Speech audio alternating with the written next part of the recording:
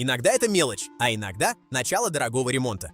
Свист ремня особенно часто появляется утром или после дождя. Резина теряет сцепление и начинает проскальзывать. Свист может появляться из-за утечки воздуха в системе. Проверьте патрубки и интеркулер, даже микротрещина превращает машину в свисток. Иногда свист идет от тормозов, особенно при износе колодок. Специальный индикатор «Скрипун» сообщает, что пора в сервис. Любой новый звук – это сигнал, что что-то уже работает неправильно. Чем дольше ждете, тем дороже выйдет финальный счет от механика. Машина всегда подает сигналы. Главное – услышать их вовремя. Берегите себя и свое авто.